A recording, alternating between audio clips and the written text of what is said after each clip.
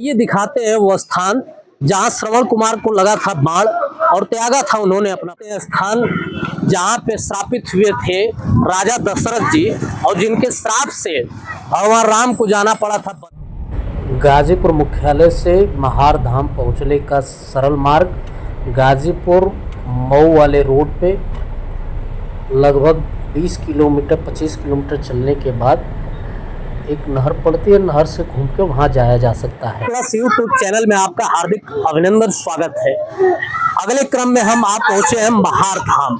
गाजीपुर से 40 किलोमीटर की दूरी पर स्थित महार वो धाम है जहाँ जुड़ता है सीधा रामायण काल से। रामायण काल का मतलब कि सीधा भगवान राम से और राजा दशरथ की कहानी यहाँ से प्रचलित होती है। ये वैसा स्थान जहाँ पे इसी स्थान की वजह से भगवान राम को बन जाना पड़ा और भगवान राम को बन जाने के उपरांत राजा दशरथ जी की मृत्यु होती है। यही वो श्रापित हुए थे जिनके श्राप के कारण अपने पुत्र के वियोग में राजा दशरथ जी को प्राण त्यागना पड़ा था। ये वही खूबसूरत स्थान है जहां पे श्रवण जी को बाण लगा था। हम उस स्थान को दिखाएंगे जिस स्थान पे राजा दशरथ जी ने श्रवण कुमार को, तो हमारे बीच में महार धाम के यहाँ के जो वर्तमान प्रधान है मित्र और साथी आप शिवलाल यादव जी। शिवलाल यादव जी, आप यहाँ से वर्तमान प्रधान हैं। आपके ग्राम पंचायत के अंतर्गत ये महार धाम आती है और इस महार धाम की क्या विशेषताएं हैं वो हम अपने मित्र और साथी प्रधान जी से जानेंगे। और प्रधान जी से मैं निवेदन करूंगा कि चल करके मंदिर भी दिखाएं और कौन से स्थान पे कौन कौन से शिवलिंग स्थापित है, प्रधान जी से हम जानने का प्रयास करें। प्रधान जी, ये नंदी महाराज है। जी जी। और ये बहुत बड़ा नंदी महाराज जी का ये है। जी जी। और वो रमाशंकर सिंह जी जो डीएम थे जी जी, उन्हीं के माध्यम से मंगवाया गया था। अच्छा। जी जी। आइए अब हम चलते हैं मुख्य मंदिर में। प्रधान जी, जैसा कि ये वही मंदिर है जहाँ पे 13 मुखी शिवलिंग की स्थापना की गई है। जी जी जी।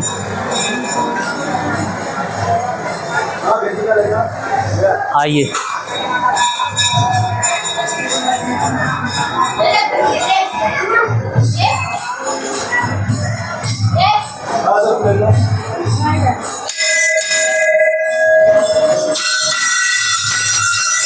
सब परिवार हैं यहाँ पे। हाँ, इधर से आ जाइए।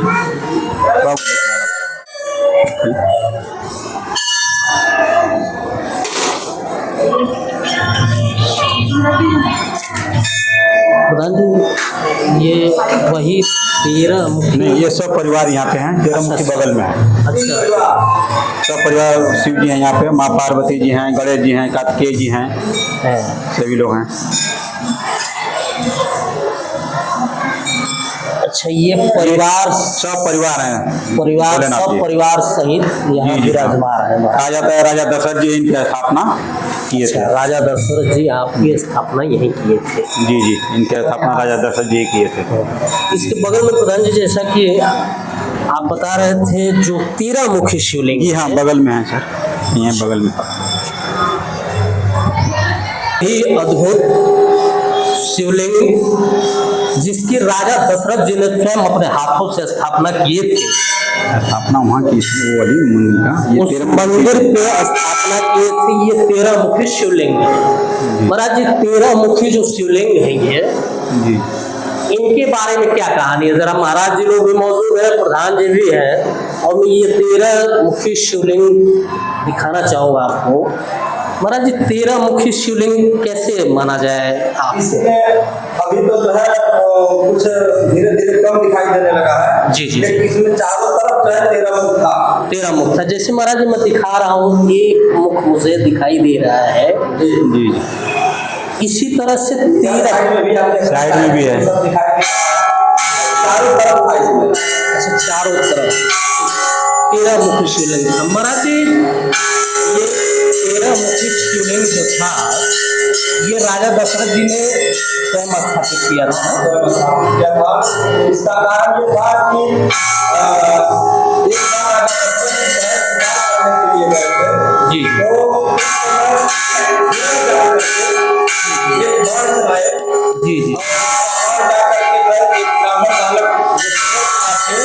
उनको जो है लग गया। जी जी और उनको लगने के बाद क्योंकि उनके बाणों से ब्राह्मण की हत्या हुई, प्राण गया उनका, इसलिए उनको ब्रह्म हत्या का दोष लगा। जी। और जिसी के जो है फलस्वरूप इन्होंने जो है यहाँ पर आकर के जो है यह 13 मुखी शिवलिंग का जो है स्थापना कोई चक्रवर्ती राजा ही अपने हाथ से कर सकता है, बाकी और किसी को करने का अधिकार नहीं है।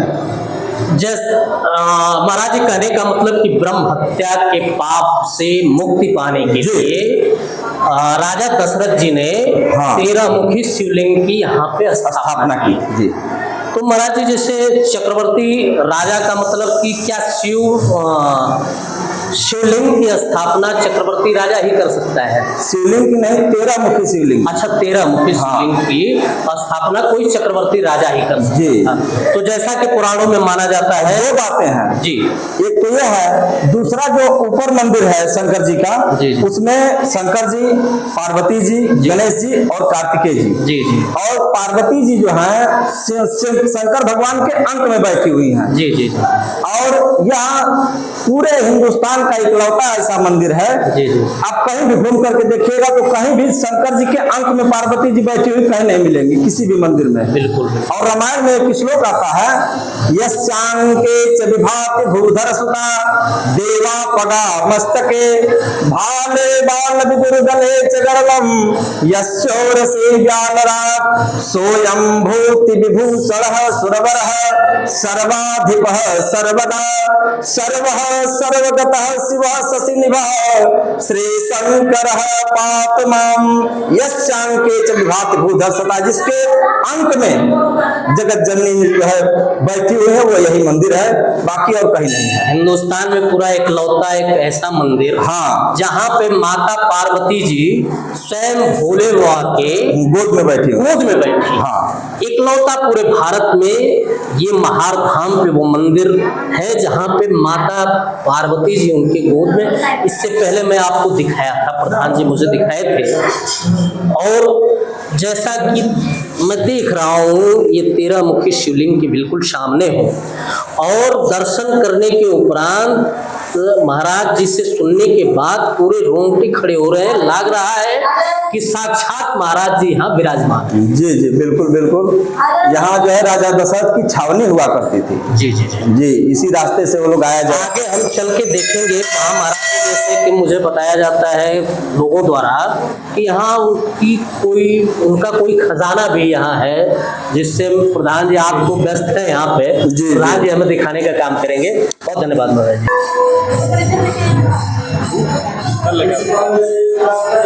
अब यहाँ से निकलने के उपरांत प्रधान जी किधर दिखाना चाहेंगे आप? हाँ, ये इधर बगल विश्वकर्मा भगवान जी हैं। अच्छा, विश्वकर्मा भगवान, माँ दुर्गा जी का मंदिर है। दुर्गा जी का बगल में कृष्ण भगवान जी हैं। ये ब्रह्मा विष्णु महेश जी का मंदिर है। जी जी जी, अगर देखना चाहेंगे तो देख सकते हैं सर।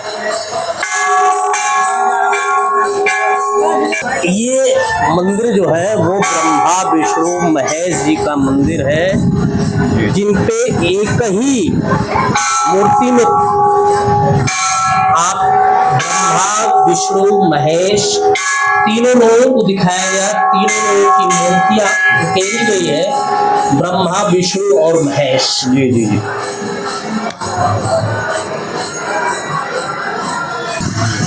प्रधान जी, एक चीज मैं और यहाँ के बारे में सुना हूँ कि यहाँ पे जितने समुदाय के लोग, जी जी जी, जैसे जितने बिरादरी के लोग हैं, हर बिरादरी के लोगों द्वारा यहाँ मंदिर स्थापित किया गया है। इसके पीछे क्या कहानी है? जी सही बात। हर बिरादरी का मंदिर यहाँ पे होती है शंकर भगवान के के नाम पर। यज्ञशाला भी है बगल में। जी जी जी। तक कि इस स्थान को देखने के बाद मैं विधिवत इस जगह के बारे में जानने के लिए हमारे बीच में एक कुटिया दिखाई दे रही है। बहुत सुंदर सी कुटिया, बिल्कुल सरोवर के किनारे, और इसमें एक महाराज जी विद्यमान है। और आपको देखने से प्रतीत होता है कि आप यहीं इसी स्थान पे रहते हैं और यही आपकी कुटिया विश्राम स्थल है। आपसे हम जानने का प्रयास करेंगे महाराज जी इस स्थान के बारे में। तो महाराज जी, जैसा कि महार धाम जो है,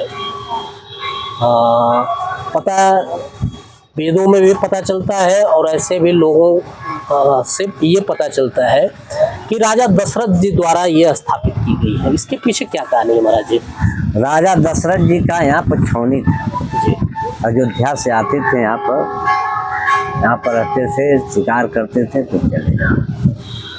वही जो राजा दशरथ जी है जो यहाँ पर स्थापना शंकर जी की की है और शिव जी दोनों स्थापना की है, यहीं पर रहे हैं और श्रवण जी को यही मारे हैं। श्रवण जी को जो राजा दशरथ जी बाण मारे थे, हाँ। यहीं पे मारे यहीं थे? पर मारे थे। अच्छा, तो महाराज जी जैसा कि मैं देख पा रहा हूँ उस समय कहानियों में प्रचलित है। महाराज जी मैं आपको थोड़ा सा उठाना चाहूँगा। ठीक है। जैसा कि कहानियों में प्रचलित है महाराज जी कि श्रवण कुमार को जो बाण लगी थी वो बाण किसी सरोवर, किसी तालाब के किनारे लगी थी। ये सरोवर है। अच्छा, यही सरोवर, यही सरोवर है जहाँ पे राजा दशरथ जी ने जो बाण छोड़ा था और सीधा वो बाण आकर के श्रवण कुमार को लगता है, वो यही सरोवर है जहाँ पे श्रवण कुमार के माता पिता को जब प्यास लगती है तब इसी सरोवर के किनारे जल भरने के लिए आते हैं और अचानक राजा दशरथ को प्रतीत होता है कि कोई मेरा शिकार है, कोई शिकार है जो पानी पी रहा है। तो उनके पास अद्भुत कला थी, शब्द वेदी बाण का ज्ञान था उन्हें, जो कि शब्द पे भेद कर सकते थे।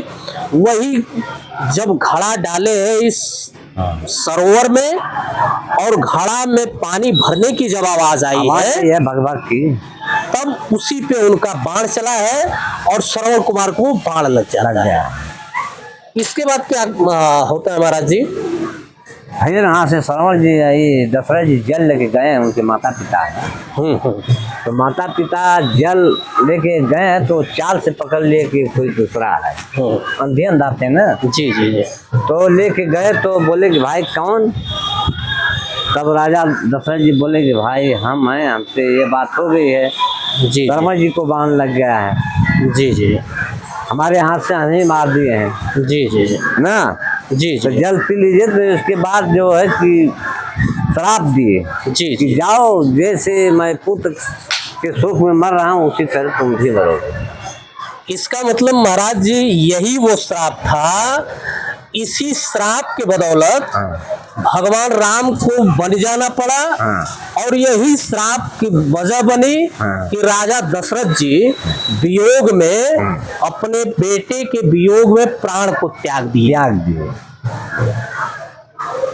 उस समय कह करके श्रवण जी को, श्रवण के माता पिता प्राण त्याग दिए उस समय श्राप दे करके। महाराज जी जैसा कि मैं देख रहा हूँ, जरा मैं आपको कष्ट दूंगा महाराज जी, इधर आएंगे। ये आपकी सुंदर सी उसी सरोवर के किनारे आपकी कुटिया विद्यमान है। तो महाराज जी यहाँ तो पहले काफी जंगल रहा होगा। काफी जंगल रहा ना, सब जंगल था, मकान नहीं था, ये बाजार वजार कुछ भी नहीं था। जी जी। तो ये तालाब जो है महाराज जी, ये तालाब तो काफी लंबा रहा होगा। लंबा है ना जी जी जी। ये तालाब तो बांध करके तालाब बनाया गया है ना। जी सरोवर लंबा तक है, उधर पट गया है सब, इधर मर्दा और पट गया है। जी।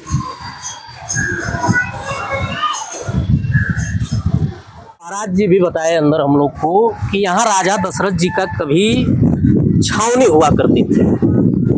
पुराने जमाने के राजा महाराजा जगह जगह पे अपनी छावनियां बना के रखते थे। जब उनको शिकार या घूमने की इच्छा हुआ करती थी तो उन छावनियों पे जाके रुकते थे और वहां आखेट किया करते थे। उसी आखेट और छावनी को देखते हुए यहाँ राजा दशरथ जी की छावनी हुआ करती थी। वह यहाँ आए थे शिकार करने के लिए और अनहोनी उनसे हो जाती है कि एक बालक की हत्या हो जाती है उनके बाण के माध्यम से, जिस बालक का नाम होता है श्रवण कुमार। श्रवण कुमार के मरने के बाद यहाँ मैं दिखाना चाहूँगा, ये तालाब है। तालाब में जैसा कि लोग बताते हैं, प्रधान जी भी हैं, कि इस तालाब में इतना खजाना छुपा हुआ है कि जिसका कोई आकलन नहीं किया जा सकता है। इस तालाब, तो प्रधान जी इस तालाब को जैसा कि हम लोग सुने हैं कभी कभी कि उस खजाने को तलाशने का कई बार प्रयास किया गया, इसके पीछे क्या सच्चाई है? जी नहीं, सही बात है। इसके पहले भी अंग्रेज द्वारा खुदाई हो रही थी। जी, जी। जितना ही खुदाई हो रहा था वो उतना ही नीचे चला जाता था। लोग कहते हैं कि सोने की किवाड़ है, जी, उस जी। किवाड़ पर जो सर्प बैठा हुआ है, जितना ही वो खोद रहे थे उतना ही नीचे वो जा रहा था। अंतोगत्वा अंग्रेज अधिकारी जो था, जी, जी। खुदवाते खुदाते बेहोश हो गया यहाँ पे, जी, जी। गिर गया। इसके बाद यहाँ से छोड़ करके वो चला गया। फिर खुदाई का कार्य नहीं हुआ। इसके बाद भी फिर इसके बाद कोई दूसरा अंग्रेज आया, जी, वह भी जी। खुदाई कर रहा था। खोदते खोदते वह भी बेहोश हो गया। और इसमें से जो जितना खोद रहे थे, जी, जी। इसमें जो होते हैं ये हाड़ा नहीं होते हैं, जी। हाड़ा ओड़ा उसमें से निकलने लगे, सर्प निकलने लगे। जी। वो जो है इसके बाद बेहोश होने के बाद यहाँ से चला गया। फिर इसके बाद इसकी खुदाई पुनः कभी नहीं किया गया। मतलब उस खुदाई को रोक दिया गया। जी। क्या वर्तमान समय में भी कभी प्रधान जी यहाँ प्रयास किया गया कि उसको खोदा जाए? नहीं सर, उसके बाद वो यहाँ कभी भी खुदाई का साहस नहीं करते हैं। मतलब कोई साहस जी, जुटा नहीं। कोई साहस नहीं करता है सर। क्या प्रधान जी कभी ऐसा नहीं हुआ कि कुछ लोग आए हों जैसे कि चोरी से खोदने का प्रयास किए हों, या तो ऐसा कुछ है क्या सुनने में आया? इस क्या तरह का कोई सुनने को मिला नहीं है सर। जी जी। जी, कोई सुनने को मिला नहीं है इस तरह की। तो बहुत बहुत धन्यवाद मित्रों। उम्मीद करूँगा कि ये वीडियो आपको पसंद आई होगी। अगर वीडियो पसंद आई हो तो इसे लाइक करें, शेयर करें और चैनल को सब्सक्राइब करने की कृपा करें।